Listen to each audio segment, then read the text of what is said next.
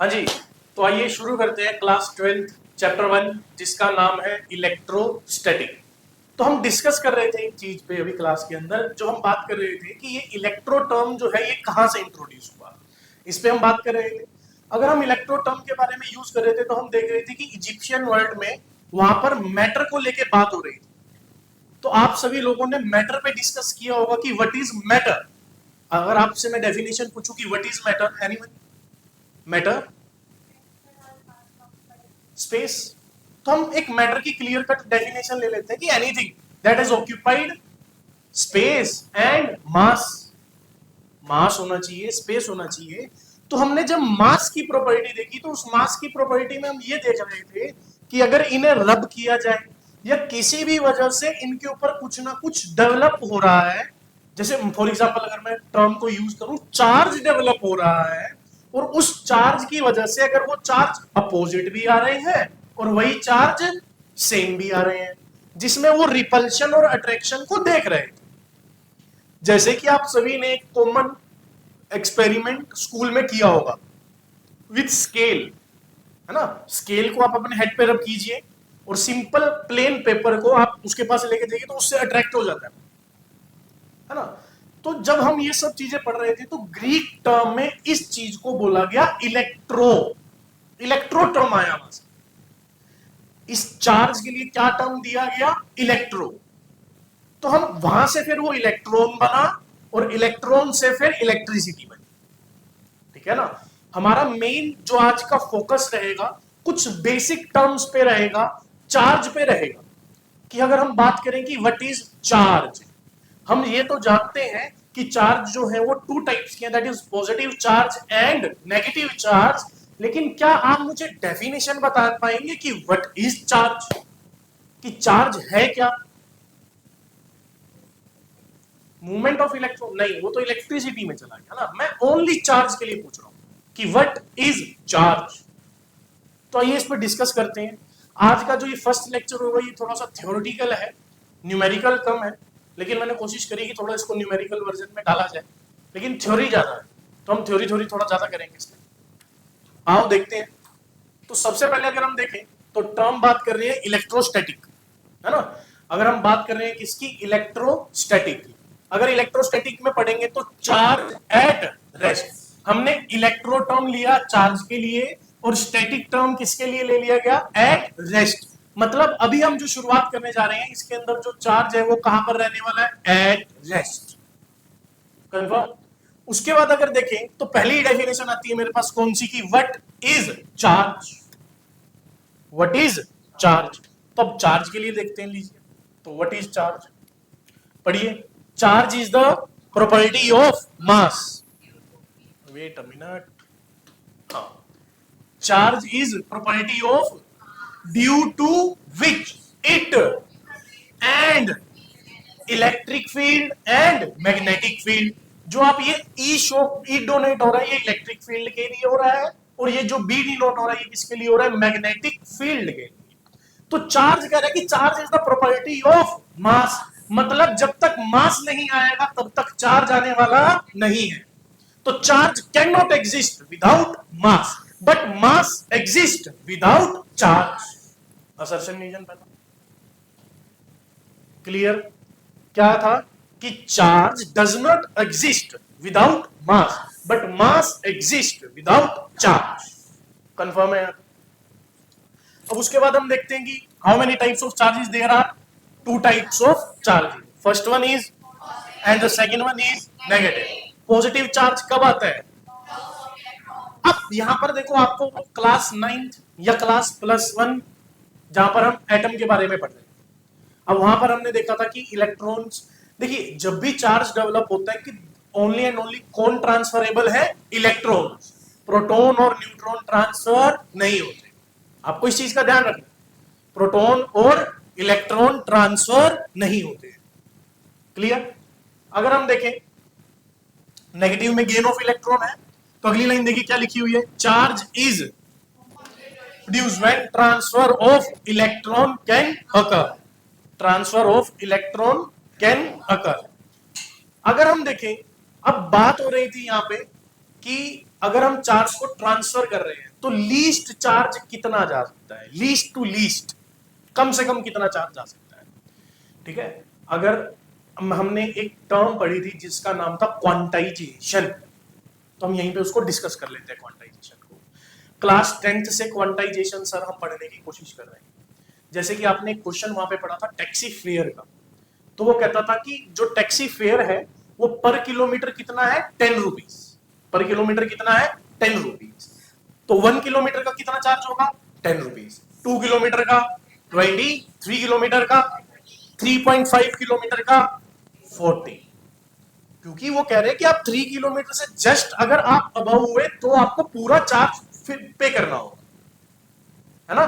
तो मैं अगर आपसे कहूं कि टैक्सी ड्राइवर ने मुझसे 40 रुपीज लिए, टैक्सी ड्राइवर ने मुझसे, तो मैं सही बोल रहा हूं, हाँ लिए होंगे सर। How much kilometre, 4। अगर मैं आपसे पूछूं कि टैक्सी ड्राइवर ने मेरे से 50 रुपीज लिए, तो कितने किलोमीटर के लिए होंगे वो 50 रुपीज, 5 के। अगर मैं आपको कहूं कि टैक्सी ड्राइवर ने मुझसे 55 रुपीज चार्ज किए, तो क्या ये पॉसिबल है, नहीं, क्योंकि जो पेमेंट है वो किसके मल्टीपल में चल रही है, 10 के। तो यहां पे क्वांटाइजेशन है, क्वांटाइजेशन मतलब मल्टीप्लीकेशन, आप उससे कम या ज्यादा पे नहीं जा सकते, जो उसके मल्टीपल आ रहे हैं उसी पे तो रहेंगे। जैसे 10, 20, 30, 40, 50, 55 एग्जिस्ट नहीं करेगा। सेम है चार्ज पे। अगर सुनो, अगर फॉर एग्जांपल मेरे से एक इलेक्ट्रॉन लूज हुआ, तो मेरे पे कैसा चार्ज आएगा, +1। मेरे से 2 इलेक्ट्रॉन लूज हुए तो कितना चार्ज आएगा, +2। 3 इलेक्ट्रॉन पे प्लस, क्या ये चार्ज +2.5 एग्जिस्ट करेगा, नहीं सर, आधा इलेक्ट्रॉन नहीं जाएगा। जैसे हम कहें कि केक काट के दे दिया, हाफ इलेक्ट्रॉन दे दो सर, ऐसा नहीं होने वाला। कम से कम अगर मैं कहूं कि मिनिमम चार्ज ट्रांसफर हुआ, तो कितना चार्ज ट्रांसफर होगा, मिनिमम 1 इलेक्ट्रॉन। मिनिमम चार्ज जो ट्रांसफर हो सकता है वो कितना हो सकता है, 1 इलेक्ट्रॉन। और मैक्सिमम चार्ज कितना ट्रांसफर हो सकता है, किस मल्टीप्लाई कर देंगे सर नंबर से, जो भी होगा हमारे पास उससे क्या कर देंगे हम, मल्टीप्लाई हो जाएगा। अब सुनिए, फॉर एग्जांपल मैंने इलेक्ट्रॉन का चार्ज ले लिया E, इलेक्ट्रॉन का चार्ज ले लिया E, ठीक है। अगर मेरे 2 इलेक्ट्रॉन ट्रांसफर हुए तो कितना चार्ज आ जाएगा मेरे ऊपर, +2E, +2E। 5 इलेक्ट्रॉन ट्रांसफर हुए तो +5, n numbers of electron transfer हुए तो +n, तो Q is equal to NE। और यही फॉर्मूला आपने क्लास 10th में भी देखा था टोटल चार्ज का, Q is equal to NE। अब ये n से मल्टीप्लाई हो रहा है, where n is the integer. मैं आपको ये बोल सकता हूं कि सर 1 इलेक्ट्रॉन ट्रांसफर हुआ, 2 हुए, 3, 4, 5, 6, नॉट द 1.5, ये नहीं हो सकता। n is always an integer number, integer number रहने वाला है। Q is equal to NE, Q is equal to, हमेशा n कैसा नंबर रहने वाला है, इंटीजर, ठीक है। अगर देखो यहां पे यही बात कर रही थी कि सर अगर चार्ज ट्रांसफर हो रहा है, अगर चार्ज ट्रांसफर, तो मिनिमम चार्ज कितना ट्रांसफर हो सकता है सर, E, 1 इलेक्ट्रॉन। तो देखो लीस्ट नेगेटिव चार्ज कितना हो सकता है, ड्यू टू, और अगर लीस्ट पॉजिटिव चार्ज गिना जाए तो ड्यू टू प्रोटॉन। होते नहीं है नॉर्मली। अगर मैं पॉजिटिव चार्ज देखूं तो, क्योंकि मेरे पास 2 ही टाइप के चार्जेस हैं यार, one is positive and the second one is, तो मेरा नेगेटिव की वजह से ही पॉजिटिव नेगेटिव क्रिएट होते हैं। प्रोटॉन ट्रांसफरेबल नहीं है, वो सिर्फ न्यूक्लियर रिएक्शन में ट्रांसफरेबल होता है, नॉर्मल रिएक्शन में वो ट्रांसफर नहीं करता। अब हम देखते हैं यहाँ पर, तो सबसे पहले एक रिलेशन बना लेते हैं प्रोटॉन और इलेक्ट्रॉन की। प्रोटॉन का चार्ज कितना होता है, 1.6 इंटू 10⁻⁻19 कूलम। एक एक चीज याद रहनी चाहिए, प्रोटॉन का चार्ज कितना होता है, 1.6 इंटू 10⁻⁻19, और अगर मास पे बात करें तो कितना है, 1.66 इंटू 10⁻⁻27 किलोग्राम। क्योंकि मुझे ऐसे यूनिट्स में लिखने होंगे, इसीलिए मैंने चार्ज को कूलम में लिखा और मास को किस में डाला, केजीज में। और अगर आप इधर देखें इलेक्ट्रॉन पे चार्ज तो सेम ही रहेगा, जैसे पॉजिटिव वैसा ही negative, that is -1 point into 10⁻⁻19। Mass देखिए कितना आया, पावर -31 kg।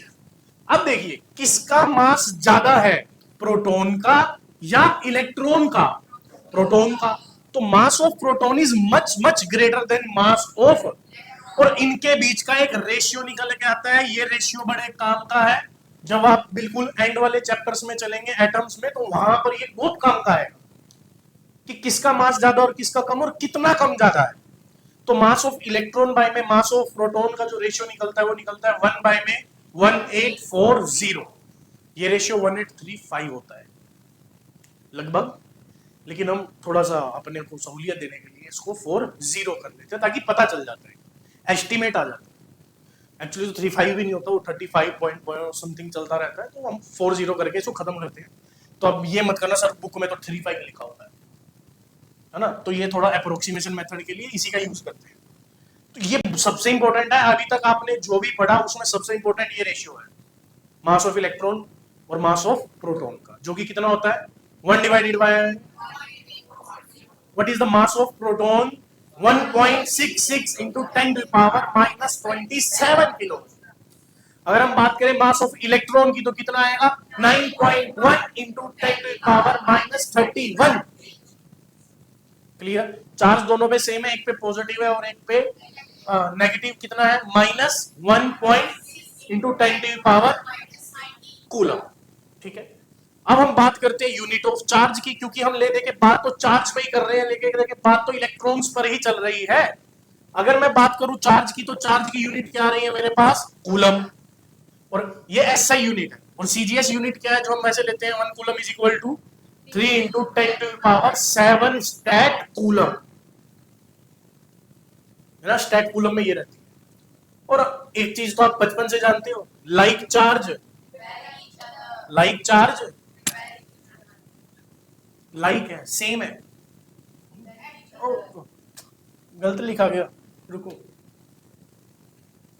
अपोजिट कर दें, अपोजिट चार्ज, इसको अट्रैक्ट कर लो, चलो भैया, हाँ लिखा ही हुआ अपोजिट चार्ज अदर लिख देते।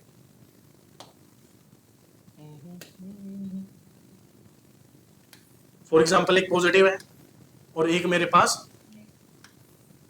अच्छा नहीं कह रहा, नेगेटिव, तो ये आपस में क्या करने वाले हैं, एक दूसरे को अट्रैक्ट, और दोनों का फोर्स सेम रहेगा। सेम फोर्स से अट्रैक्ट करते हैं, जैसे ग्रेविटेशन में था। और सेम चार्ज अगर पॉजिटिव है तो इधर भी एफ और इधर भी एफ। देखिए हम पढ़ क्या रहे हैं, हम बात कर रहे हैं चार्जेस की वजह से, और चार्ज की जो वजह है वो है इलेक्ट्रॉन्स, इलेक्ट्रॉन का ट्रांसफर। ठीक है, अब मेन बात आती है कि इलेक्ट्रॉन ट्रांसफर होती है भाई, इलेक्ट्रॉन ट्रांसफर ही क्यों हो रहे हैं? देखिए ये ऐसे पड़ा हुआ, मैं इसको पास लेके आऊंगा तो इतनी जल्दी ट्रांसफर नहीं होते जब तक रब नहीं करते हैं, है ना। वो अगर स्टेबल केमिस्ट्री के अकॉर्डिंगली स्टेबल कॉन्फ़िगरेशन लाने के लिए तो आपस में जुड़ेंगे तो ऑटोमेटिकली जुड़े मिलेंगे आपको। पहले यहाँ फिजिक्स चल रही है, आप जबरदस्ती उसको एनर्जी दे रहे हो ना, आपने फ्रिक्शन लगाया, आपने देखा होगा ना कि चार्ज इंड्यूस्ड बाय फ्रिक्शन, आपने जबरदस्ती फ्रिक्शन लगा दिया। अब फ्रिक्शन से आपने इतनी एनर्जी दे दी कि उस जो इलेक्ट्रॉन है वो अपना शेल छोड़ के बाहर आ गया। ठीक है ना, यहाँ पे एटम पे बात हो रही है। अच्छा अगला, हाउ टू कैलकुलेट, तो टोटल चार्ज कैसे कैलकुलेट कर सकते हो आप, तो Q is equal to Ne, where N number is an integer number. ये हमेशा कैसा नंबर रहेगा, जैसे कि 1 2 3 4 5, ये ऐसे नंबर रहने वाले। यहाँ पर कोई भी डेसिमल नंबर, है ना, रिकरिंग नंबर 1.33333 ऐसा कोई भी नंबर एग्जिस्ट करने वाला नहीं है। अब जैसे कि अब मुझसे अगला पूछ रहा क्वेश्चन कि is 14.4 into 10 to the power -19 coulomb exist in nature और नॉट। कह रहे क्या ये एग्जिस्ट करता है क्या नहीं, ये बता, मगर देख लेते हैं सर एग्जिस्ट करता है क्या नहीं। अब इस ये एग्जिस्ट करता है या नहीं, ठीक है। जैसे मैंने अभी आपसे टैक्सी वाला क्वेश्चन पूछा था, तो उसमें आप मैं कहूं कि सर आपने बताना है ट्रू और फॉल्स, कि मैं सच बोल रहा हूं या झूठ बोल रहा हूं, कि मैंने टैक्सी वाले को 50 रुपए पे किए, 50 रुपीज पे, हो सकता है? हो सकता है। मैंने टैक्सी वाले को 45 रुपीज पे किए, नहीं हो सकता, क्योंकि मैं किसके इंटीजर में लेके चल रहा हूं? 10 मल्टीप्लाइड बाय 10 लेके चल रहा हूं ना, तो वो 10 का मल्टीपल आना चाहिए। तो अभी मैं देख लेता हूं कि n की वैल्यू यहां से निकाल के, क्योंकि मुझे टोटल चार्ज दे रखा है, टोटल चार्ज क्यू की वैल्यू कितनी दे रखी है? 14.4 इंटू 10 टू पावर माइनस 19। अब मुझे चेक करना है कि ये चार्ज आ भी सकता है या फिर, तो मैं n देखूंगा कि नंबर ऑफ इलेक्ट्रॉन देख लेता हूं। अगर n की वैल्यू पॉजिटिव इंटीजर है, 1 2 3 4 5 6 7 8 कुछ आ रही है, तो ये वैल्यू ठीक है। अगर वो आ रहा है 1.3 समथिंग, तो वैल्यू ठीक नहीं। आओ देखते हैं। तो मैंने फॉर्मूला लगाया, Q is equal to NE, Q 14.4 into 10 to power minus NE आ रहा, इलेक्ट्रॉन का चार्ज कितना आ गया? 1.6 इंटू किस पे जाएगा? लगभग 16 पे, 8 पे, तो 8 पे चला गया, तो n की वैल्यू कितनी आएगी लगभग हमारे लिए? 8। तो क्या ये वैल्यू ठीक है? यस, क्योंकि n कैसा नंबर आया मेरे लिए? इंटीजर, और मैं यही तो चाह रहा था कि मेरा इंटीजर नंबर है। अब ये दिमाग, ये सारी कॉम्प्लेक्स चीजें अपने दिमाग में डालो कि मैंने क्यों Q is equal to NE लिखा। मैं आपको टैक्सी वाले एग्जांपल से समझा रहा हूं, सिंपल मल्टीप्लिकेशन करके, और कुछ नहीं है, क्योंकि n number of electrons, E एक का चार्ज, जितना n दोगे उससे मल्टीप्लाई करके टोटल चार्ज आ जाएगा। तो क्या वो हर बार आपको टोटल चार्ज ही निकलवाएगा? टोटल चार्ज देके कुछ और निकलवा लेगा यार। तो Q is equal to NE। अब नेक्स्ट क्वेश्चन जो हमारे पास है वो कह रहा है, क्या ये नेचर में एग्जिस्ट कर सकता है? n की वैल्यू चाहिए होगी मुझे, आओ पुट कर लेते हैं। तो n की वैल्यू कैसे निकलने वाली है हमारे पास? Q by E। तो चार्ज कितना है? 10/3 into 10 to power minus divided by में 1.6 इंटू 10 टू पावर माइनस, ये दो कैंसिल। अब ये बची हैं, और ये कटने वाले नहीं है, पूरे एग्जैक्ट बिल्कुल डेसिमल में आएंगे। तो n is not a integer, तो ये नेचर में चार्ज एग्जिस्ट नहीं करता। ऐसा चार्ज एग्जिस्ट कर ही नहीं सकता नेचर में, सिंपल सी गेम है। देख लीजिए शुरू से अभी तक। नेगेटिव हो सकता है, हाँ, तो लगा रखे, तो नो इश्यूज। नेगेटिव चार्ज तो हम इलेक्ट्रॉन के लिए शो कर रहे हैं ना, तो नो इश्यूज, वो कर सकते हैं। तो मेनली इलेक्ट्रोस्टैटिक में चार्ज पढ़ रहे थे, और हमें एक बात समझ में आई थी कि charge is the property of mass. Mass की प्रॉपर्टी है, ये असर्शन रीजन में याद रखना, without mass charge does not exist, exist ही नहीं करता है। ये बात अपने दिमाग में डाल लीजिए। और ये जितने क्वेश्चंस आपको देखने में इजी लग रहे हैं ना, ये उतने डिफिकल्ट होते हैं। ये हमेशा जो क्वेश्चंस अगर इनमें से आए तो हम बोलते हैं कि सेकंड राउंड में अटेम्प्ट करो, फर्स्ट में मत करना। अभी आपको पता चलेगा जब क्वेश्चंस आएंगे। यहाँ से देखने में आसान लग रहे हैं, एक ही फॉर्मूला है, Q is equal to NE, और मास ऑफ इलेक्ट्रॉन बाय में मास ऑफ प्रोटॉन का रेशियो क्या निकल के आया था? 1/1840। आजा, देखो कितना अच्छा क्वेश्चन। तो इस पे कर लेते हैं थोड़ा सा काम। हाँ भाई, इसका मास दे रखा है M, ये A है, इसका मास B है, इसका भी मास कितना दे रखा है? M। तो mm मास में खेलते हैं, ठीक है। अच्छा बताओ, इनिशियल मास कितना इसका? M, इसका भी इनिशियल मास कितना? M। अच्छा एक बात बताओ, फॉर एग्जाम्पल मेरा वेट और चार्ज, मास और चार्ज पे बात करते हैं। चलो, मेरा मास 100 है, मेरा मास 100, और मैं न्यूट्रल। न्यूट्रल का मतलब क्या होता है? Number of protons is equal to number of positive और negative charge equal, net charge 0 आ रहा है, ठीक है। फॉर एग्जाम्पल मेरे से 10 इलेक्ट्रॉन लूज हो गए, 10 इलेक्ट्रॉन चले गए, तो चार्ज कितना आएगा मेरे पास? +10, +10।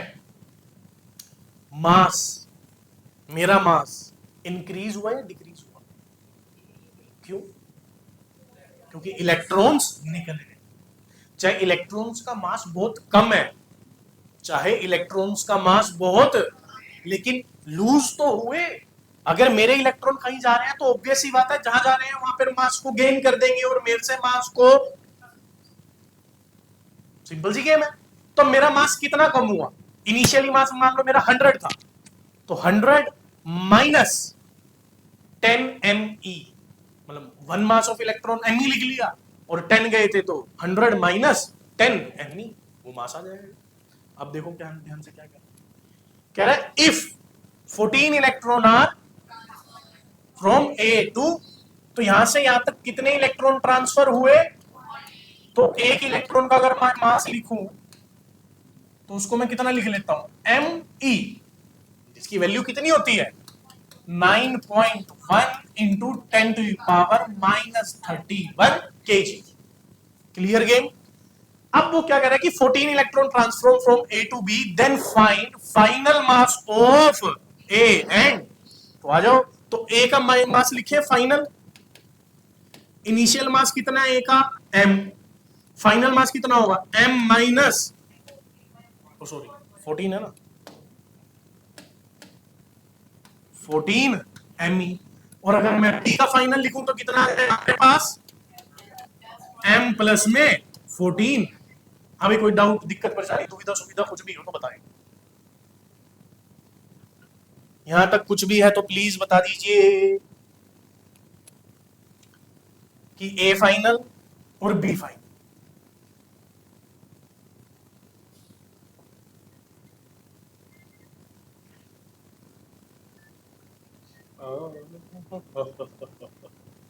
चलो आगे चलते हैं।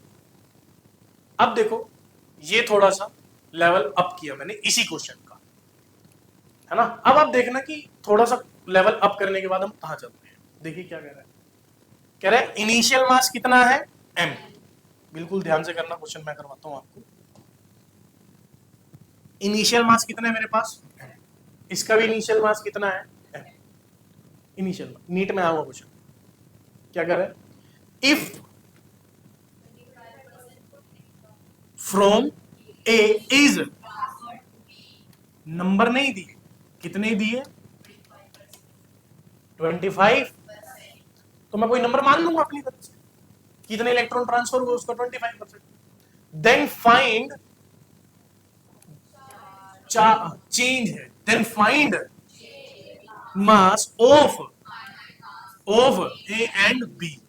कह रहा है फाइनल का चेंज बताओ कितना आया, फाइनल का चेंज बताओ कितना है।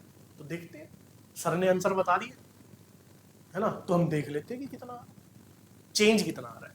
ठीक है, चलो इस क्वेश्चन को करने से पहले हम एक ओरल क्वेश्चन करते हैं। चलो ठीक है, मेरा मास भी m है, फॉर एग्जांपल आपका मास भी है, ठीक है। मेरे से 10 इलेक्ट्रॉन लूज होके उधर चले गए, मुझसे 10 इलेक्ट्रॉन लूज होके उधर चले गए, हम दोनों के मास में कितने का चेंज आया? 0 का चेंज आएगा। अरे मेरा कम हुआ आपका बढ़ गया, तो कितना बड़ा घटा? 10। सिंपल सी कहानी, कितना बड़ा घटा भाई? 10। आओ दोबारा करते हैं इस क्वेश्चन को। मेरा मास 50 है, आपका भी मास 50 है, मेरा 10 मास लूज हुआ और आपकी तरफ चला गया, तो आपका मास कितना हो गया? 60 हुआ। 50 था ना, दोबारा करते हैं। 50 मास है मेरा, 50 मास है आपका, मेरे से 10 मास रिमूव हुआ और आप तक आ गया, तो आपका मास कितना हो गया फाइनल? मेरा मास कितना हो गया फाइनल? कितने का चेंज आया? 20 का। भाई क्वेश्चन को समझो, आप डायरेक्ट क्वेश्चन को करने में लगे हुए हो। भाई 10 उधर से गए तो चेंज आया, अरे भाई मेरा मास तो कम हो गया ना और आपका बढ़ गया, आपका 10 इंक्रीज हुआ, मेरा 10 डिक्रीज हुआ, तो अगर नेट देखेंगे तो कितना आया? 20 का चेंज आया भाई। और यही तो हम गलती करते हैं, इसीलिए तो कॉम्पिटिटिव बना रखा उन्होंने, पेपर में डाल दिया, करे आ जाओ खेल लो थोड़ा सा। उसने कहा 10 इलेक्ट्रॉन ट्रांसफर हुए, कितने का चेंज? मुंह में पानी गिरता लोगों के। कह रहा यार बात तो ठीक है, 10 गए तो 10 कम कर दो, 10 का चेंज आ गया। नहीं, चेंज कितने का आया? 20 का। मैथमेटिक्स लगा लो थोड़ी सी, अब ये परसेंटेज में है। अब कई बच्चों भाई साहब +2 में आ गए, लेकिन वो परसेंटेज में भी मरते हैं अभी, उनका दिल धक धक करता परसेंटेज को देख के। कि ये क्या हुआ। तो आइए सॉल्यूशन। तो मैं मान लेता हूं इनिशियल इलेक्ट्रॉन ए पर कितने हैं 100। इनिशियल इलेक्ट्रॉन 100 मान लो, क्योंकि यहां पे नंबर आपको लेना पड़ेगा। आप कोई भी मान लो 1000 25 जो मानना चाहते हो मान लो, लेकिन 100 की परसेंटेज निकालनी आसान है इसलिए मैंने 100 लिख दिया। अब अच्छा मास कितना है इसका, मास ऑफ ए कितना ले लिया m। देखो जब तक आप इन चीजों को लिखना नहीं जानोगे ना तब तक आपका सॉल्यूशन नहीं आने वाला। और जब भी आप किसी भी दुविधा में फंसते हो ना तो ऐसे मान लिया करो कि सर mm मास है 50-50, सर इसका 10 कम हुआ तो 40 पे गया, इसका 10 बढ़ गया 60 पे गया, कितना चेंज आया। तो ये तो कोई बड़ी आफत नहीं थी भाई, इसमें तो दिमाग लगाया जा सकता था, लेकिन नहीं जी 10। अब सुनो कह रहा है 25% ऑफ इलेक्ट्रॉन ट्रांसफर। तो कितने ट्रांसफर हुए इलेक्ट्रॉन 25, क्योंकि 100 का 25% निकालना कितना आ गया। अच्छा अब फाइनल मास ऑफ ए कितना होगा m। अरे मास तो m है, इलेक्ट्रॉन 100 है। फाइनल मास ऑफ ए कितना होगा m माइनस 25 me। करेक्ट। इधर आ जाओ, इनिशियल मास ऑफ बी कितना था m, final mass of B कितना हो गया m प्लस में 25 me। अब मुझे क्या निकालना है इनका चेंज, तो निकालो चेंज।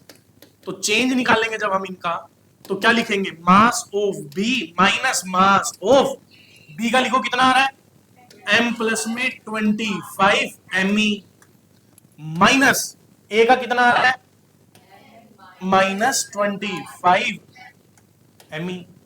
अब देखो ये ब्रैकेट ऑन होगा तो कितना बनेगा m प्लस में 25 लो कितना आ गया आंसर। मतलब जब भी टोटल का चेंज पूछे तो डायरेक्ट आंसर आप दे सकते हो कि जितने इलेक्ट्रॉन ट्रांसफर हुए, जितना मास ट्रांसफर हुआ उसका डबल का चेंज आता है हमेशा। देख लो मैं तो पूरा खोल के लिख दिया, लेकिन जिसको आप पता है तो वो पेपर में खोलेगा थोड़ी।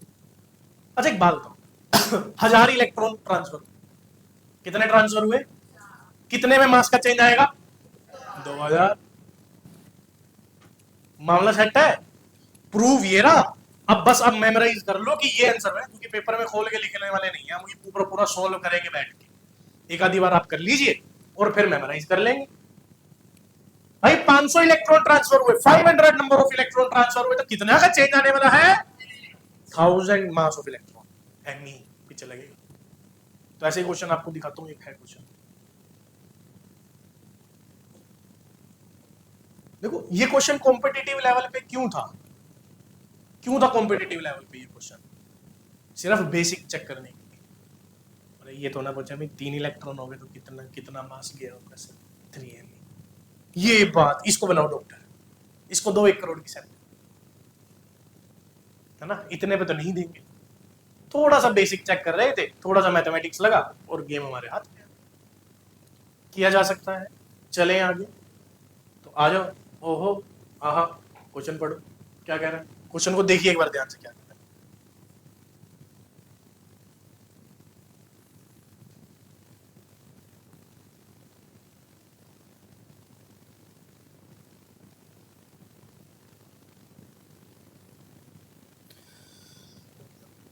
क्वेश्चन पढ़िए क्या कह रहा है। सिल्क क्लॉथ, चलो ले लेते हैं, सॉल्यूशन करना शुरू करते हैं। तो देखिए क्वेश्चन को करने का सिंपल सा मेथड होता है कि पूरा क्वेश्चन कभी ना पढ़े, जैसे जैसे कह रहा है उसके डायग्राम्स बनाते रहे और आपके आंसर आते रहे।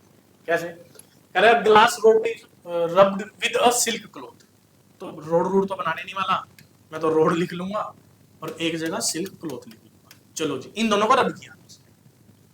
The glass rod acquire charge of positive, मतलब रोड पे चार्ज आ गया भाई साहब positive 19.2 into 10 to the power -19 अरे ये क्यों आया प्लस का, ये इतना पॉजिटिव चार्ज क्यों आया? क्योंकि किससे कहां इलेक्ट्रॉन ट्रांसफर होंगे, हाथ खड़ा करके बताइए जरा।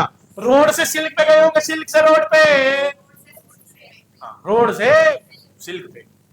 तो अगर इस पे इलेक्ट्रॉन गए तो इस पे अगर पॉजिटिव आया तो इस पे इतना ही नेगेटिव आया, तो कितना, माइनस इंटू 10⁻⁻19। हाँ, यहां तक तो सीख गए। क्वेश्चन क्या पूछ रहा है, कह रहा फाइंड द नंबर पूछ रहा है, मुझे 4 पता है, तो क्यू इज इक्वल टू, तो एन का फॉर्मूला आ जाएगा क्यू बाय, सोल्व आप करोगे, नंबर ऑफ इलेक्ट्रॉन निकाल के देगा। तो A part, B part, find the, ये तुम्हारा निकल ही आया था कितना, -19.2 into 10⁻, coulomb. Next question, is there transfer of from, कह रहे इस रोड से सिल्क पे कुछ ट्रांसफर ऑफ मास हुआ, यस, क्योंकि इलेक्ट्रॉन ट्रांसफर हुए थे, जितने भी इलेक्ट्रॉन ट्रांसफर हुए थे इनटू एमई, इतना मास भी ट्रांसफर हुआ है सब। मतलब वो कह रहा है कि अगर चार्ज ट्रांसफर हुआ है तो पक्का मास भी हुआ होगा, लेकिन ये जरूरी नहीं है कि मास ट्रांसफर हुआ है तो चार्ज भी ट्रांसफर हुआ होगा। ये देखो, ये मैंने इसको, मेरे पास था, मैंने इधर दे दिया किसी को, तो सिर्फ मास ट्रांसफर हुआ है, ना कि चार्ज, क्योंकि न्यूट्रल है। नो इश्यूज, गेम सेट है भाई, कर सकते हैं। अच्छा क्वेश्चन था, किया जा सकता है। अगला देखते हैं क्या आता है। ओहो हो, अब आए हैं जी बेसिक प्रॉपर्टी ऑफ, कह रहे कुछ बेसिक प्रॉपर्टीज को पढ़ लिया जाए चार्ज की, ये थ्योरी है हमारी थोड़ी सी, ये आपको बुक में भी देखने को मिलेगी, प्लीज इसे एनसीईआरटी से जरूर पढ़ लीजिएगा। मैं पूरी एनसीईआरटी यहां तो करने से रहा, जो समझाने की चीजें हैं उसको समझ लेते हैं। तो कह रहे जी चार्ज है, हाँ, क्या चार्ज ट्रांसफर नहीं हो सकता? हो सकता है, in the form of electrons, in the form of electrons. तो चार्ज क्यू का जितना फॉर्मूला होगा या तो प्लस एन ई या फिर माइनस, बस आगे आ जाओ। चार्ज इज ऑलवेज, हाँ, समझ आई? तो पहली बार पढ़ लिया कि अगर मास है तो चार्ज पक्का होगा ही होगा, क्या बात ठीक है? नहीं। और अगर चार्ज है तो क्या वहां पे मास पक्का होगा?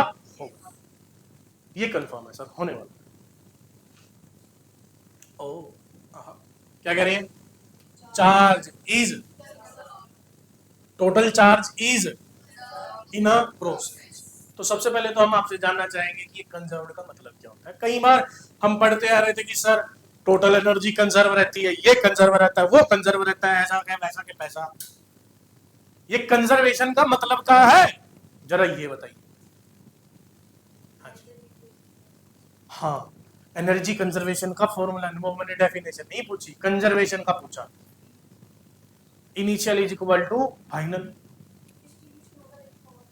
ओवरऑल से रहेगा। जैसे इसको हम एक सिंपल एग्जांपल से समझ सकते हैं, ठीक है? तो हम एग्जांपल ले लेते हैं, कहाँ, यहां बना लेते हैं, चलो। पापा, मम्मी, भाई, सिस्टर एक घर में रहते हैं, ठीक है? अब मेनली पापा खाते हैं जी पैसे, तो पापा के पास 100 रुपीज थे, पापा के पास। तो अगर एक, आपने देखा होगा ना, घर से बाहर एक आंटी रहती है जिसकी नजर आपके घर पे होगी, कंफर्म घर पे होगी, तो आंटी को बिठाते हैं यहाँ, क्योंकि यही आंटी आपको चार्ज कंजर्वेशन का असली मतलब समझा सकती है, और इसी आंटी से आप नफरत करते हो, तभी तो आता नहीं, तभी हम कंजर्वेशन में फंसे रहते हैं। तो ये आंटी बताएगी चार्ज कंजर्वेशन का मतलब क्या है। अब सुनिए, अगर आंटी से पूछूं, मैं कहूं कि इस घर में, इस घर का नाम दे देते हैं कुछ, है ना, क्या घर का नाम कोई बढ़िया सा?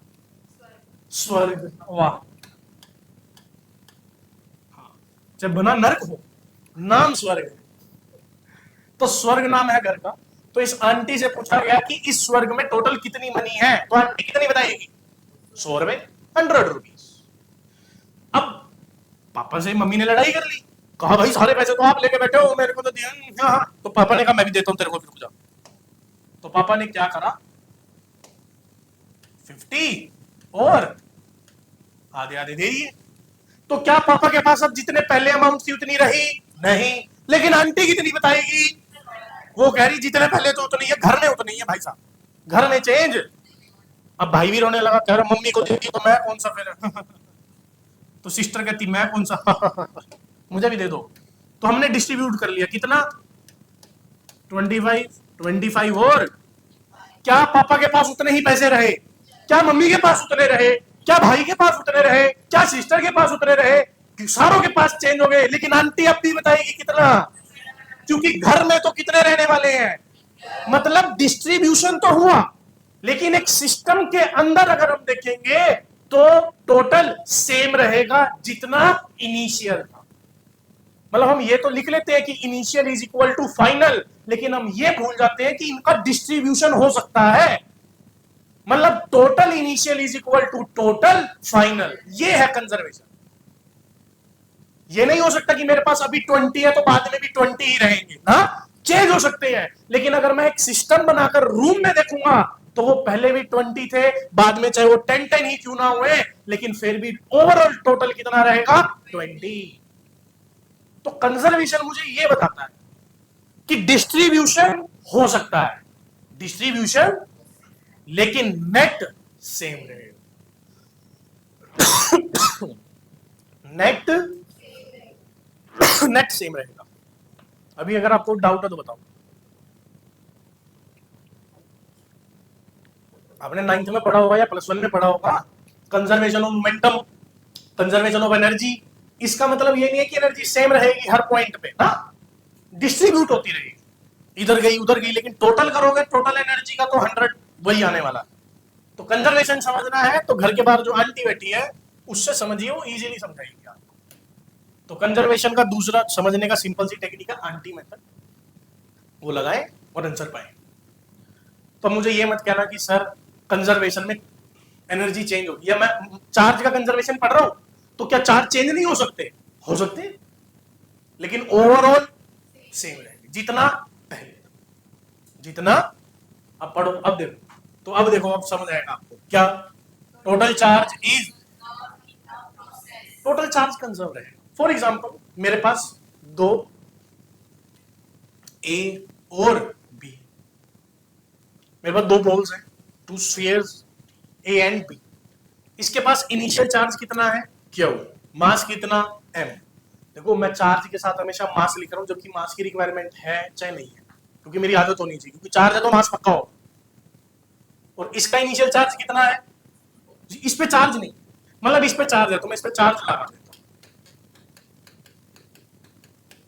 तो इस पे इनिशियल चार्ज है सर, ये सेम डायमेंशन का मास भी सेम है, लेकिन इस पे इनिशियली चार्ज नहीं है। कह रहा है इन दोनों को पकड़ के मैंने आपस में क्या कर दिया?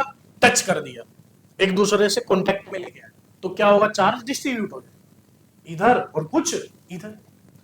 तो कह रहा है बताओ, then find final charge on the both sphere पे, फाइनल चार्ज बताओ।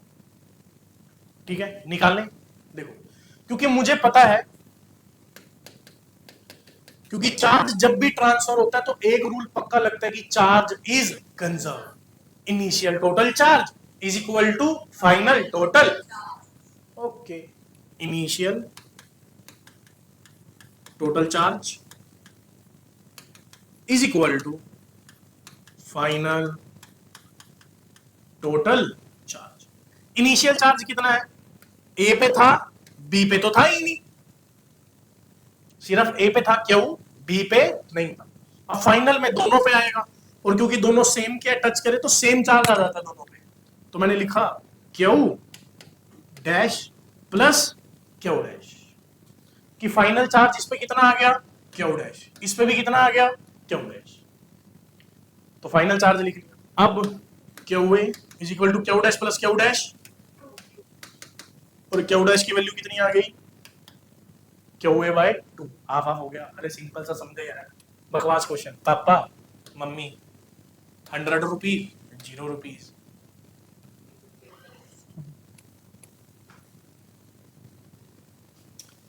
समझे? अच्छा एक और बात बताओ, क्या आंसर मेरा आया था Q by two, Q A by two, Q A by two. क्या आंसर माइनस क्यू हो सकता है? क्या आंसर माइनस क्यू हो सकता है? मेरा सिर्फ क्वेश्चन इतना है, क्या आंसर माइनस क्यू हो सकता है? इसी का आंसर कि ये क्यू पे था, ये जीरो पे था, दोनों को टच किया। क्या आंसर माइनस क्यू हो सकता है? नहीं हो सकता। हो सकता है? नहीं हो सकता। हाँ जी हो सकता है, क्योंकि क्योंकि क्योंकि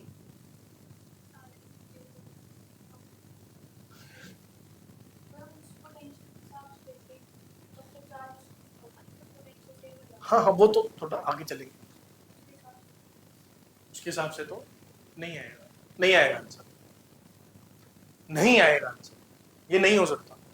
अभी इस अगला ही क्वेश्चन में उसमें माइनस क्यू आंसर आएगा, देखते कैसे आएगा, कब, कंडीशंस क्या है उसके लिए।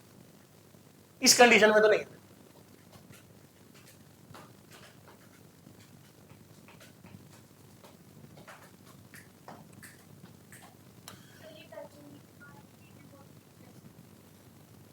ये इसके साथ क्या हुआ, टच, इस पे कोई चार्ज नहीं था तो इसका चार्ज इस पे चला गया, डिस्ट्रीब्यूट हो गया। थोड़ा और डिटेल में करें इसको, समझना चाहोगे? आ जाओ। वैसे तो पोटेंशियल में समझते, लेकिन आप समझना चाह रहे हो, आपने क्वेश्चन पूछ लिया सब। सुनो, इस पे पॉजिटिव पॉजिटिव चार्ज था, मतलब इस पे इलेक्ट्रॉन की कमी थी, इसके कोई इलेक्ट्रॉन की कमी नहीं थी। तो इसने कहा भाई कुछ तो दे दे, कुछ तो दे दे। जैसे कि मानते हैं दो पर्सन है, एक पर्सन जे और एक person P. Person P zero पे है, मतलब ना इसके पास पैसे ज्यादा है और ना ही पैसे कम है। पर्सन जे, इसके पास भाई साहब इसका 100 रुपए का नुकसान हो रखा है। कितने का नुकसान हो रखा है? और जे और पी आपस में बहुत ही ज्यादा क्लोज फ्रेंड, पैसों के मामले में होते नहीं अक्सर, लेकिन है। तो जेपी के पास गई कि भाई कुछ कर लो, तो उसने कहा 100 का 100 बियर मैं कैसे कर, यूं करते हैं आधा आधा कर लेते हैं, चल मैं थोड़ा सा लॉस में हो जाती हूँ, तू भी लॉस। तो इसने इसको कितने पैसे दे दिए? माइनस, ये कितने पे आ गया? माइनस, ये कितने पे आ गया? अब इस ये ट्रांसफर हुए तो ये ऑटोमेटिकली कितने चार्ज पे चला गया? +50 पे। थोड़ा सा करने की कोशिश करो, खुद समझ, नंबर लगा, कंडीशन बना। ये सारे रियल लाइफ एग्जांपल्स हैं, आप बनाओगे तो आपका दिमाग चलेगा।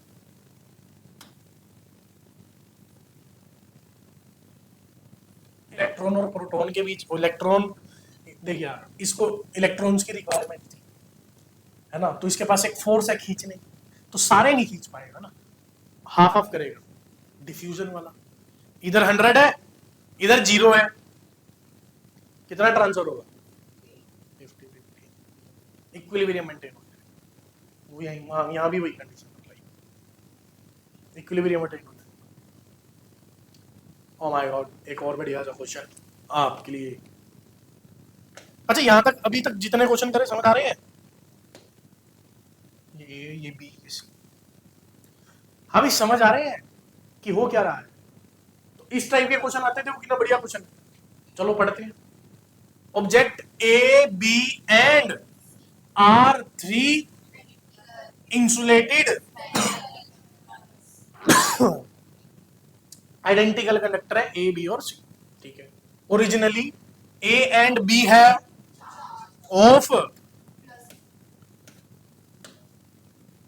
तो इस पे +3 माइक्रोकूलम का चार्ज है, बी पे भी, ठीक है जी, +3 माइक्रोकूलम का चार्ज है। अच्छा सी पे, C as a charge of -6 microcoulomb. कह रहे आओ खेल लो इनके साथ, ठीक है। Object A and C are touched and move apart. कह रहा है सबसे पहले क्या, ए और सी को आपस में और दूर ले जाओ, तो पहले टच करवा लेते हैं, आओ खेलते थोड़ा थोड़ा। ए पहला केस बना लेते हैं ना, और सी टच करवाए आपस में, एक दूसरे को टच करवाया और दूर ले गए।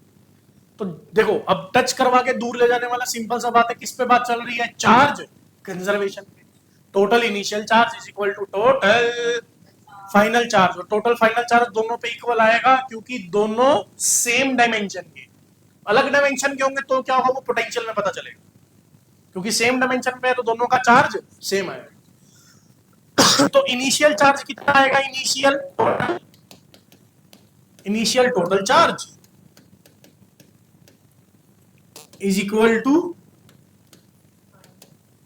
Final total charge. यहां तक कोई दिक्कत परेशानी? इनिशियल टोटल चार्ज ले लेते हैं, +3 - 6 कितना बचा, माइक्रोकूलम, मिलीकूलम। अच्छा फाइनल चार्ज, फाइनल ए का फाइनल प्लस बी का फाइनल, क्योंकि ये दोनों सेम आएंगे तो ये हो जाएगा Q इंटू 2 -3 मिलीकूलम। तो इन पे फाइनली चार्ज कितना आ जाएगा, दोनों पे -3/2 माइक्रो कूलम। मतलब final charge on A and C अभी के लिए कितना आ गया, -3/2 माइक्रो कूलम। ठीक है, अब कह रहा है objects B and C are touch together, क्योंकि ये करने के बाद जो आंसर आया अब उसको टच किया किसके साथ, तो बनाओ बी और सी बना लेते हैं, आ जाओ। तो ये सेकंड करते हैं इसमें क्वेश्चन,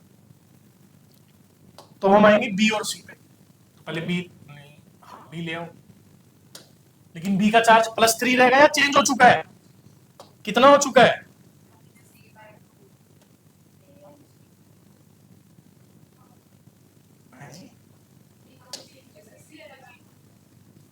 अच्छा बी तो टच ही नहीं किया, सॉरी, तो बी का कुछ नहीं होने वाला, बी इतना है, लेकिन सी का चेंज हुआ है। अच्छा आ जाए यार, क्यों बेइज्जती करा रहा है, तो सी को ले आए, आ जा, लेकिन नहीं भागना तू, अपनी है। इस पे कितना चार्ज आ गया, माइनस चलेगा तो -3/2 माइक्रो कूलम। अब कह रहे हैं बी और सी को आपस में टच कर दिया और फिर अलग अलग ले गए, चलो खेलते रहते हैं। टच करो तो टोटल कितना आएगा, 3 और माइनस का 1.5, तो कितना बच गया, 3/2 पॉजिटिव का, 3/2 दोनों पे इक्वल आएगा क्योंकि सेम डायमेंशन है, तो 2 इंटू क्यू, तो क्यू की वैल्यू कितनी आ जाएगी, प्लस का 3/4। मतलब अब चारों पे चार्ज लिख लो कितने कितने हैं। ए पे चार्ज कितना आ चुका है मेरे पास, मिली कूलम। बी पे कितना आ चुका है भाई साहब, सी पे कितना आ चुका है भाई साहब, सारा में सेम हो गया, हो तो गया ये रहा, +3/4 मिली कूलम। एक कर लेना घर पे जाके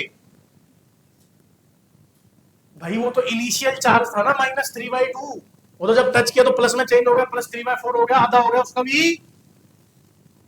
अभी जितने हाथ जोड़ के ऐसे बैठे हैं ना, ये होगा घर जाके देखना, घर जाके कितना बढ़िया चलता है।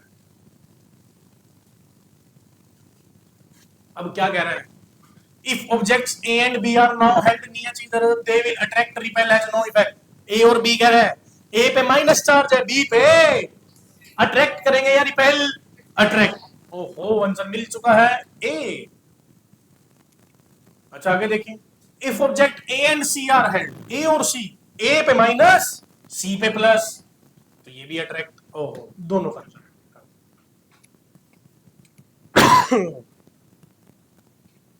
देख रहे हो, सर्कल बना बना के कर लिया, इसीलिए मैंने तीनों के कलर अलग अलग लिखे थे ताकि पता चलता रहे कि कौन सा ए है, कौन सा बी है, कौन सा सी है। आप भी घर पे ऐसे ही करना है। देखो देखने में क्वेश्चन लगता है भाई साहब इतना बड़ा, तो लाइन में चलेगा ना, एक एक स्टेप करते हुए, पहला स्टेप, दूसरा स्टेप, तीसरा स्टेप। अब ये दो आंसर लाने के लिए पहले इसको मुझको सोल्व करना। जब भी ऐसा कोई भी क्वेश्चन आता है तो चार्ज कंजर्व रहते हैं, initial total charge is equal to final total charge. अब सर आपने इन दोनों के चार्ज को सेम क्यों रखा, तभी तो 2 क्या हुआ फाइनल, इसका क्या हुआ, इसका क्या हुआ, 2 क्या हुआ, सेम क्यों रखा, क्योंकि दोनों के मास और डायमेंशंस सेम है। सर अगर डायमेंशन सेम ना हुए तो कहां जाएंगे फिर पोटेंशियल लगेगा, फिर वहां जाना पड़ेगा, तो वहां पे थोड़ा टाइम है अभी पहुंचने में, वो भी हो जाएंगे।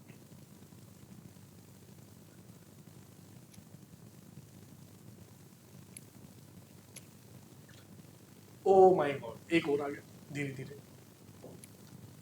तो नेक्स्ट प्रॉपर्टी हमारे पास है, देखो प्रॉपर्टीज देख लेते हैं दोबारा से भाई, हम प्रॉपर्टी खेल लेते ना। तो पहली प्रॉपर्टी कौन सी है, charge is associated with charge is, I think conservation का मतलब समझ में आया होगा। And the next fourth one is, अच्छा कंजर्वेशन पे, fourth one is charge is invariance. Invariance का मतलब क्या होता है कि चार्ज इज फ्रेम ऑफ, मतलब देखो इस पे +6 का चार्ज है, मैं खड़े होकर देखूं तो भी +6 रहेगा, मैं भागता हुआ देखूं तो भी +6 रहेगा। चार्ज हमेशा इनवेरियंस में रहता है। Charge does not dependent on frame of, charge does not dependent on, ठीक है, लेकिन मास इज वेरिएंस, मतलब mass is dependent on velocity, बढ़ाने से मास चेंज हो जाता है। ये भी आप आगे जाके फॉर्मूला पढ़ोगे, m is equal to m not 1 minus v square by c square, where m not is the rest mass, जब रेस्ट पे बॉडी होती है। अटैक हो गया पाकिस्तान का, अच्छा वो एयर शो है ना,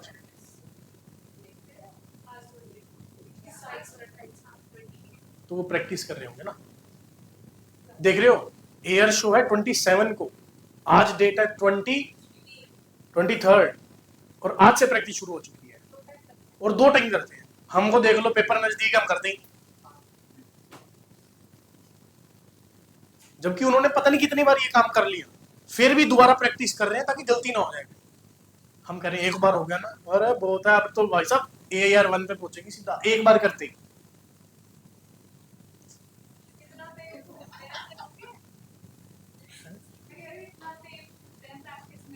हाँ तो और क्या, प्रैक्टिस तो जरूरी है। नहीं नहीं क्यों, परफेक्शन परफेक्शन। तो ऐसे तो फिर जब आप एग्जाम से पहले अपने प्रिपरेशन करते हो तो पेन भी चल रहा है भाई साहब, कॉपी भी हो रही है खत्म। कई बच्चे कई, अरे ये भी तो देश का ही पैसा है तो देश का। कई बच्चे, आप मानोगे +1 में नोटबुक खरीदी थी रफ, +2 खत्म होगी भाई साहब, तब नोटबुक नहीं, रफ नोटबुक नहीं कंप्लीट हो इनकी, चलो भाई दूसरी खरीदने की नौबत है ना ना ना, रफ नोटबुक वही चली है। ये देश प्रेम, ये सबकी प्रेम है। चलो आगे चलते हैं, अब ये इंपॉर्टेंट है, ये इंपॉर्टेंट है, ये आपका ना आगे बनाएगा पूरा बेसिक EM वेव्स का। तो मैं प्रॉपर्टी पढ़ रहा था, तो charge is invariance and mass is variance. Mass depend करता है, मास वेरिएंस है, मास डिपेंड करता है फ्रेम ऑफ रेफरेंस पे। वो कैसे करता है वो आगे के पार्ट है, लेकिन क्योंकि चार्ज पढ़ा है तो मास साथ में लिख दिया। लेकिन चार्ज कैसा है, invariance, does not dependent on frame of, charge is does not dependent on, clear कहानी, आगे चलते हैं। अब कह रहा है कि जी charge produces electric field and electromagnetic wave. अब जिन्होंने क्लास 9th में ये पढ़ा था, मैंने पढ़ाया था उनको कि when charge is at rest, जब चार्ज रेस्ट पे होता है तो क्या प्रोड्यूस करता है, ओनली इलेक्ट्रिक फील्ड, ओनली। अगर चार्ज रेस्ट पे है तो ओनली क्या प्रोड्यूस करने वाला है, इलेक्ट्रिक फील्ड। लेकिन अगर चार्ज कांस्टेंट वेलोसिटी से चल रहा है, किससे, वेलोसिटी तो है, चल तो रहा है 3 से, लेकिन उसकी एक्सेलरेशन कितनी आएगी, 0, क्योंकि वेलोसिटी में चेंज नहीं है। तो क्या प्रोड्यूस करेगा, electric field and magnetic field, electric field and when charge is in accelerated तो क्या प्रोड्यूस करेगा, electric field, magnetic field and EM wave, electromagnetic wave. इसीलिए जो बड़े बड़े हमारे घर के ऊपर टावर लगे होते हैं, वहां पे बहुत ज्यादा कॉम्प्लेक्स इलेक्ट्रिकल सर्किट होता है, वहां पर चार्ज को एक्सीलरेट करवाया जाता है, जिसकी वजह से ईएम वेव निकलती है जो सिग्नलिंग में काम आती है, जिससे आप पूछते हो कि बाबू ने खाना खाया कि नहीं। हाँ, जो आपने इजीली पूछा ना कि बाबू ने खाना खाया कि नहीं और उसने जवाब दिया नहीं था, उसके पीछे ये कॉम्प्लेक्स सर्किट है ना, इसके पीछे सभी कॉम्प्लेक्स सर्किट है।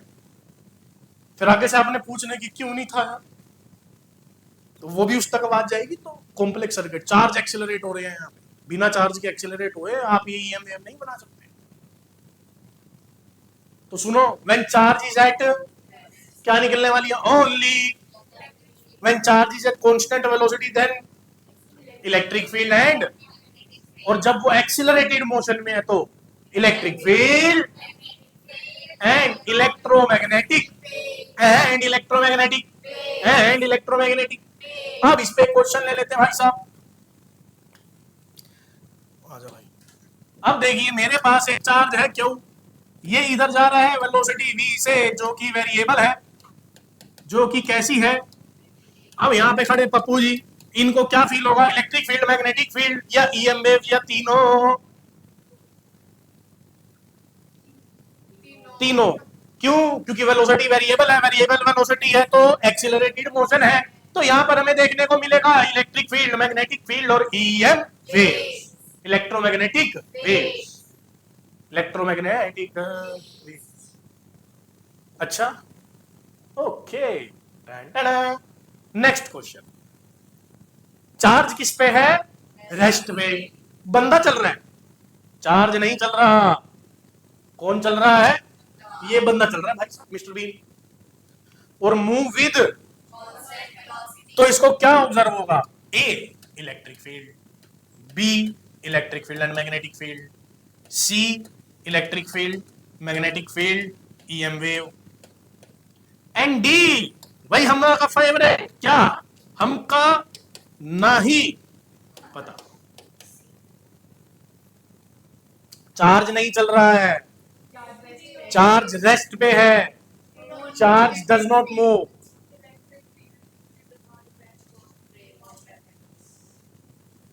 तो आंसर क्या बनेगा जी, B, that is electric field and, क्यों,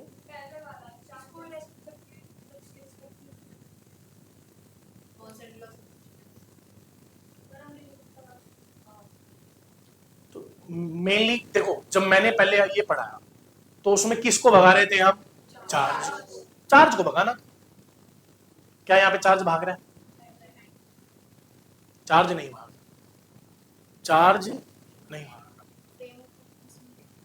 फ्रेम ऑफ रेफरेंस लेना, क्योंकि चार्ज डिपेंड नहीं करता, इलेक्ट्रिक फील्ड, मैग्नेटिक फील्ड और ईएम वेव्स तो फ्रेम ऑफ रेफरेंस पे डिपेंड करती है, चार्ज नहीं करता ना। चार्ज तो क्यों रहेगा, मैंने कब कहा चेंज हो गया, मैं तो कह रहा हूं क्यों रहने वाला है। लेकिन अब आपका दिमाग चल गया, क्योंकि अगर बंदा भी भाग रहा है, क्योंकि इसके रिस्पेक्ट में बताना है, तो जिसके रिस्पेक्ट में बताना आता है तो बोरिया इस तरह उठाओ और इसके ऊपर जाकर बैठ जाओ, और इसकी वेलोसिटी इन अपोजिट। लो जी, चार्ज प्लस किया हुई लिखा मैंने, चेंज नहीं किया, क्योंकि चार्ज इज इनवेरिएंस, क्योंकि वो फ्रेम ऑफ रेफरेंस पे डिपेंड। हाँ, तो वेलोसिटी v थी तो इधर की भी वेलोसिटी आ गई कितनी, कांस्टेंट वेलोसिटी थी तो कांस्टेंट वेलोसिटी थी, तो आंसर बनेगा इलेक्ट्रिक फील्ड एंड, क्योंकि एक्सेलरेशन जीरो रहेगी। तो यहां पर इस तरह से भी फंसाया जा सकता है। तो क्वेश्चन था तो मैंने रख लिया, मैं कहा चलो आप ना फंसो, अगर वो चल रहा है, ये चल रहा है, ये चल रहा है, वो तो आप दोनों तरफ से रेडी रहो कि आ जाओ क्या खेलना है। तो हम दोनों तरफ से रेडी हैं, आने दो जो भी आ रहा है। तो अभी प्रॉपर्टीज पढ़ रहे हैं, तो प्रॉपर्टीज में क्वेश्चन घुसा रखे हैं बीच में, आगे आ जाओ। अगला क्वेश्चन पढ़िए, क्या कह रहा है, charge on the surface of, कह रहा है अगर आप, जैसे कि चार्जेस हमेशा सरफेस पर ही, मतलब जैसे ये कंडक्टर था सर, मैंने इसमें चार्ज दे दिया कितना, प्लस क्या हो, अब ये जो चार्ज है वो क्या करेगा, सरफेस पे डिस्ट्रीब्यूट हो जाएगा, सरफेस पे आ जाएगा बाहर की। और ये आपने पढ़ा भी होगा प्लस टू में, जिन्होंने प्लस टू कर ली है उन्होंने पढ़ा होगा कि चार्ज जो है वो सरफेस पे आ जाता है, आप सेंटर में रखोगे तो सरफेस पे डिस्ट्रीब्यूट हो जाता है। अब अगला क्या है भाई साहब, last, quantization of quantization of charge क्या है? Q is equal to n, मतलब total charge is the integral of, मतलब multiple of integral number. Quantization, quantization में सिंपल सा मतलब होता है मल्टीप्लीकेशन, कि उसके मल्टीपल फैक्टर रहने वाले हैं। वो एक मल्टीप्लाई आपको जो करना है नंबर वो ले लीजिए और करते जाइए। ओ माय गॉड, हाँ। अब बात आई है जी इसकी, ये आप देख रहे हो कि एक ऐसा बॉडी है जो जिसका सरफेस एरिया अनइवन है, सेम नहीं है, अनइवन डिस्ट्रीब्यूशन रहेगा। चार्ज सेम नहीं रह सकते यहाँ पे, क्यों? देखिए अनइक्वल शेप है जी मेरे पास। जब भी अनइक्वल शेप आती है तो then we use charge density, charge. और जिन बच्चों को डेंसिटी टर्म नहीं पता तो डेंसिटी का, डेंसिटी व्हाट इज डेंसिटी? भीड़ भाड़। Density is charge per unit volume, charge per unit area, कि एक पर्टिकुलर एरिया में कितना चार्ज, एक पर्टिकुलर वॉल्यूम में कितना, पर यूनिट लेंथ में कितना है, कि कितनी वहां पे भीड़ भाड़ रहने वाली है। ऑब्वियस सी कहानी है। तो जैसे कि चार्ज डेंसिटी, मैंने एरियल डेंसिटी बताई sigma, sigma is equal to charge per unit, जिसका एरिया ज्यादा वहां पे डेंसिटी। ऑब्वियस सी बात है, खुला एरिया तो डेंसिटी कम, भीड़ भाड़ कम होगी। अगर एरिया कम है तो डेंसिटी, डेंसिटी ज्यादा तो क्या ज्यादा? भीड़ भाड़। किसकी भीड़ ज्यादा? पर्सन की, या फिर यहाँ पे बात कर रहे हैं तो चार्ज की।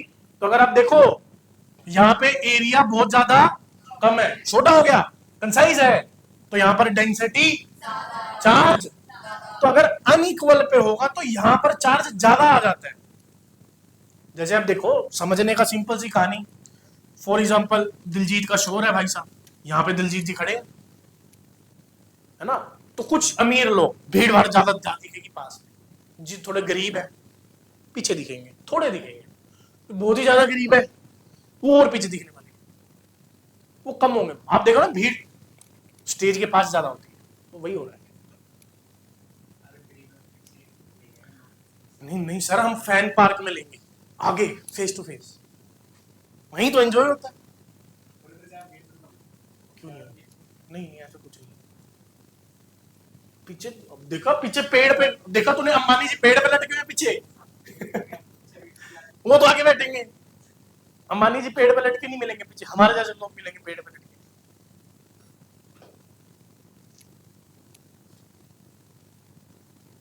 तो सिंपल सी कहानी। अब एक बात देखिए, यहां पर चार्ज डेंसिटी ज्यादा है, बी पोजीशन पे चार्ज डेंसिटी कम है, तो मैंने लिखा चार्ज डेंसिटी ए पे is greater than charge density at B. जहां पे चार्ज ज्यादा है वहां पर ऑटोमेटिक इलेक्ट्रिक फील्ड भी ज्यादा होगी, जहां इलेक्ट्रिक फील्ड ज्यादा ऑटोमेटिकली पोटेंशियल भी ज्यादा। तो ये इलेक्ट्रिक फील्ड पोटेंशियल का लिख दिए, आगे जाके देख लेना, लेकिन पता होना चाहिए अनइक्वल डिस्ट्रीब्यूशन में क्या होगा। तो वहां डेंसिटी पे काम होता है, density, charge per unit area, area पे बात कर रहे हैं। तो आगे पढ़ रहे हैं, तो आगे आया मेरे पास मेथड्स ऑफ चार्जिंग, कि कैसे कैसे चार्ज कर सकते हैं, कैसे कैसे चार्ज इंपॉर्टेंट है। इनके क्वेश्चंस देखने में आसान लगते हैं, पढ़ने में आपको और फुद्दू लगेंगे, ये पढ़ेंगे क्या, आपका लेवल डाउन होगा ये पढ़ते हुए ये पढ़ेंगे, क्वेश्चन आ गया ना तो ये आप पे हंसेगा। बहुत अच्छे अच्छे क्वेश्चन है, तो देखते हैं, क्वेश्चन भी लगाएंगे और साथ में पढ़ भी देते हैं। तो कह रहा था यूनिवर्स वांट्स बैलेंस करना है। देखो कह रहा है पहला कैसे आप कर सकते हो, ड्यू टू कि चार्ज डेवलप करने किस किस तरीके से किए जा सकते हैं। Only 3 methods are available. First is friction, second one is conduction, third one is induction.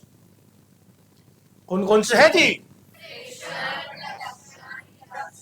Friction है, कंडक्शन है, अरे फ्रिक्शन है, 3 ही मेथड है, FCI, FC, ये याद करना। बाकी लोग वो कूलम लो पढ़ के चले जाएंगे, कूलम लो के पेपर में क्वेश्चन ही डालता, पता है पढ़ के आए, मुझे पता है यहाँ फंसोगे, थ्योरी वाला काम है, तो असर्शन रीजन में फंस सकते हैं। चलो आओ एक एक करके करते हैं। तो पहला क्या है मेरे पास, चार्जिंग बाय। अब चार्जिंग बाय अगर फ्रिक्शन को पढ़ो तो आप ऑब्वियस ही है, देखो ग्लास रोड है और सिल्क क्या क्लॉथ है जी, सिल्क क्लॉथ और ग्लास रोड, आपस में क्या किया जा रहा है, क्योंकि आप एनर्जी दे रहे हो और energy can not be, not be, अरे कहीं तो जाएगी, आपने दी, वो इलेक्ट्रॉन ने ले ली और इलेक्ट्रॉन कूद के बाहर आके कह रहा मैं जा रहा हूं भाई साहब, कहां चले गए जी, एनर्जी दे दी। अब आप इस बात को समझ सकते हो, जैसे आप लोग यहाँ बैठे हो, बड़े आराम से बैठे हो, अगर मैं यहीं नीचे बर्नर लगा दूंगा आपके ऊपर, लो जी, आपको नहीं सर मैं यहीं हूं, भागते दिखोगे, भागोगे ना यहां से खड़े हो गए कि भाई साहब हो गई, एनर्जी मिल गई। सिंपल सी कहानी है।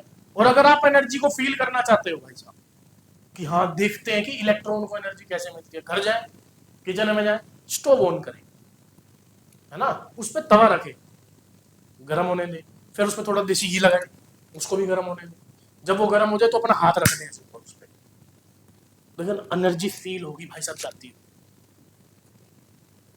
है ना, एनर्जी फील होगी कि ये गर्म जा रही है भाई साहब,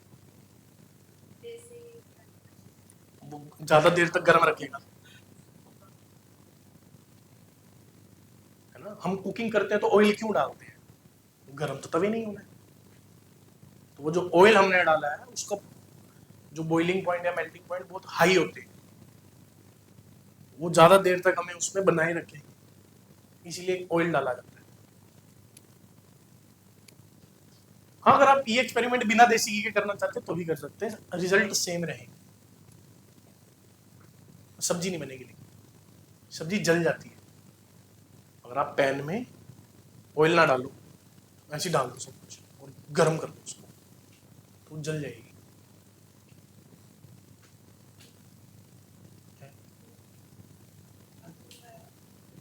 चलो क्यों, फिर वो पता क्या, आप +2 कर लो, साइंस तो होनी नहीं, फिर एक होम साइंस होम साइंस में पढ़ाया जाएगा कि क्यों, बताएंगे बाद में, पहले कर ले कंप्लीट, फिर चलते हैं उस पर, जाते पूछेंगे क्यों।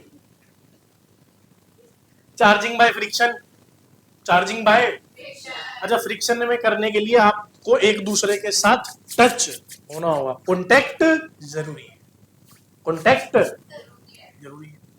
अगला आ जाओ, चार्जिंग बाय कंडक्शन, कंडक्शन जैसे कि एक पे चार्ज है और एक पे चार्ज, दोनों को टच करो, अभी हम करते हुए आए तो दोनों पे क्या आ जाएगा, चार्ज, ये भी कंडक्शन है, मतलब इसमें भी क्या हुआ, आपस में टच हुआ। अब सुनो, ये कब होगा, रिक्वायर्स, मतलब दोनों कंडक्टर होने चाहिए, एक इंसुलेटर होगा तो चार्ज थोड़ी ना आ जाएगा। दूसरी बात, produces if both dimensions are same charge produce कर देंगे। थर्ड इज कॉन्टैक्ट, अरे फ्रिक्शन में भी कॉन्टैक्ट रिक्वायर्ड था, कंडक्शन में भी कॉन्टैक्ट रिक्वायर्ड है।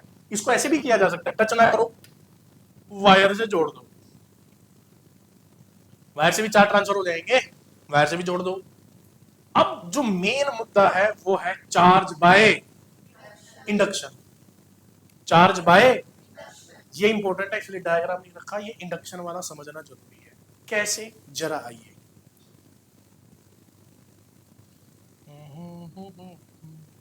देखिए इनिशियली कैसा है ये, न्यूट्रल, न्यूट्रल का मतलब क्या होता है, number of protons is equal to number of, equal है आपस में। अब मैंने क्या करा, एक पॉजिटिव चार्ज रोड या कोई भी चीज इसके पास लेके आया, टच नहीं किया, टच नहीं। इस पॉजिटिव चार्ज की वजह से क्या आने वाली है, यहां पे कुछ ना कुछ इलेक्ट्रिक फील्ड, इलेक्ट्रिक, जो ये पॉजिटिव चार्ज है, देखो अब इसके अंदर पॉजिटिव चार्ज भी प्रेजेंट है और नेगेटिव भी प्रेजेंट है। ये पॉजिटिव चार्ज अपनी तरफ किसको खींचने वाला है, नेगेटिव को, और पॉजिटिव को क्या करेगा, रिपेल, तो ये नेगेटिव अलग और पॉजिटिव को अलग कर देगा, नेगेटिव को अलग और पॉजिटिव को अलग कर देगा, है ना। जैसे कि मान लो, इसको समझने की कोशिश करते हैं, जैसे कि एक कॉलेज है, ठीक है, इस कॉलेज में सभी कपल्स प्रेजेंट हैं, टोटली बॉयफ्रेंड गर्लफ्रेंड, तो मान लो कि 100 बॉयज हैं और 100 ही गर्ल्स हैं, डन। तब सोचते हैं कि कौन, हाँ यहां करण औजला आ गया भाई साहब, इस तरफ, तो क्या होगा, ये डिस्ट्रीब्यूशन चेंज नहीं हो जाएगा, सबसे पहले कौन भागता जाएगा, गर्ल्स, तो ये डिस्ट्रीब्यूशन चेंज हो जाएगा, 100 गर्ल्स ऊपर और 100 बॉयज, ओवरऑल देखोगे तो सेम रहने वाला है, लेकिन गर्ल्स एक साइड हो गए और बॉयज एक साइड हो गए। इसको और थोड़ा फील कर सकते हो आप। करण औजला को रहने दो।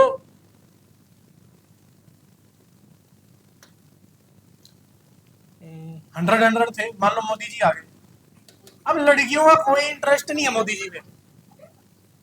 मोदी जी में कोई इंटरेस्ट नहीं लड़कियों का। कौन पॉलिटिक्स देखे या कुछ। लड़कों का फिर भी होता थोड़ा बहुत, इंटरनेशनल पॉलिटिक्स ये वो कुछ है। लड़कियों का अपना सास की बहुत ही बालन थानेदार उतना देख लिया, उनका कन्फर्म है।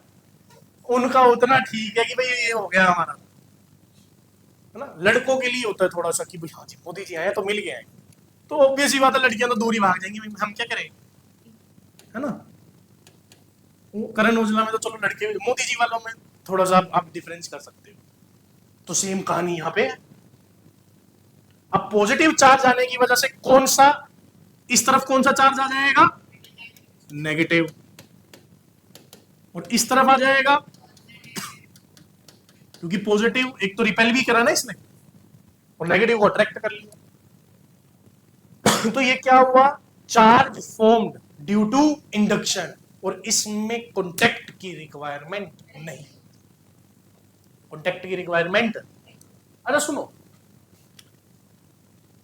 यहां पे चार्ज आया कितना, माइनस क्यू, तो यहां कितना चार्ज आएगा, प्लस क्यू, नहीं आएगा।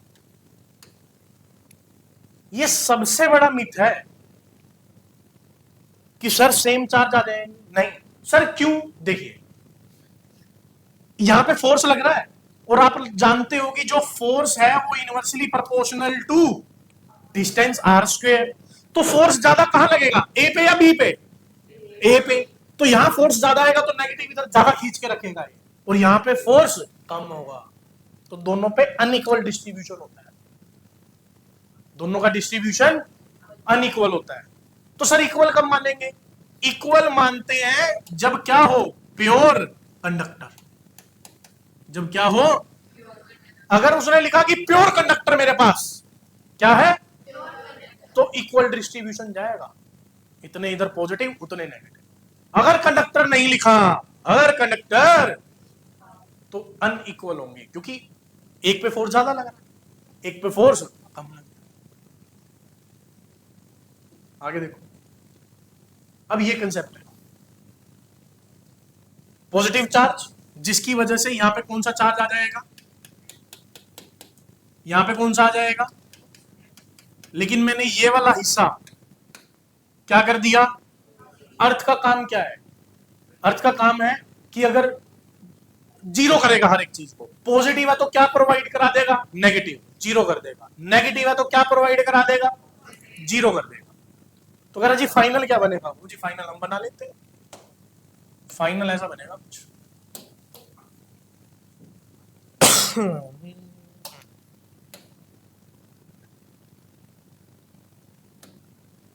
ये पॉजिटिव सारा क्या बन जाएगा, न्यूट्रल, और ये होगी आपकी अर्थिंग।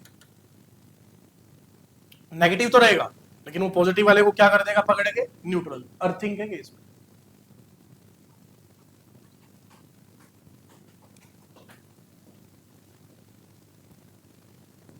क्या आया, कंसेप्ट ऑफ, भाई अगर प्योर कंडक्टर का केस है तो इधर क्या आएगा, सारा का सारा, इधर क्या आएगा, सारा का सारा, ठीक है। और अगर मैं यहां कितना लिखा तो यहां कितना लिखूंगा, प्लस क्यू, नेगेटिव क्यू और प्लस क्यू।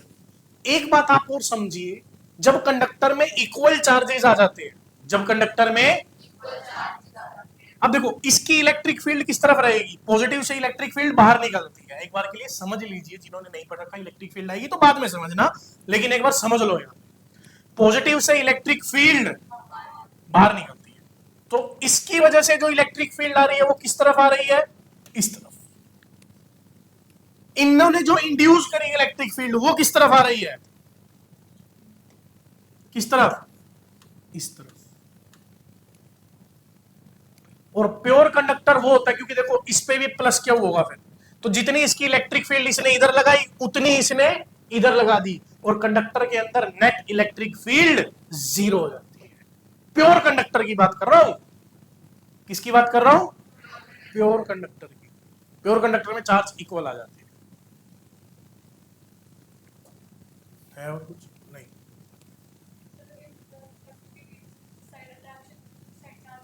ज्यादा आएगा। हाँ, ये माइनस क्यों है प्लस क्यों है, तो ऑब्वियस ही बात है कि minus Q is greater plus Q dash. अब माइनस से ये मत कहना सर -3 + 4 भाई, अरे वो माइनस सिर्फ एक चार्ज को मैथमेटिकल नेगेटिव नहीं है।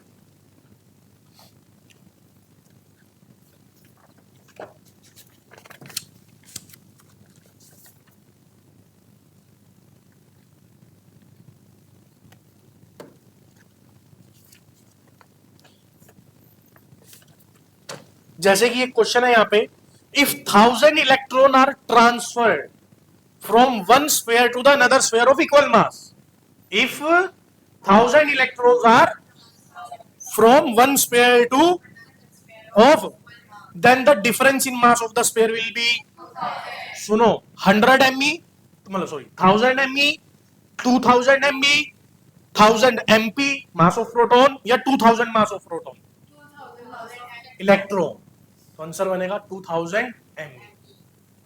है क्वेश्चन बुक में है, तो ऑब्वियस सी कहानी है कि अब आपको इसको सोल्व करने की रिक्वायरमेंट नहीं लगेगी, डायरेक्ट आंसर आ जाएगा। ठीक है, तो अभी तक जो आपने पढ़ा इसको आप एक बारी बुक में से पढ़ लीजिए, आपके पास प्रदीप की बुक है या जो भी है, थ्योरी है, लेकिन जो करवाना था मेनली वो करवाया। जैसे कि ये क्वेश्चन अच्छा था, इस टाइप के क्वेश्चन एग्जाम में पूछे जाते हैं, है ना, तो आप एक चार्ज कंजर्वेशन लगा के गेम को सेट कर सकते हो। ठीक है, अच्छा ये हो गया, ये क्वेश्चन आप सोल्व करना दोबारा से,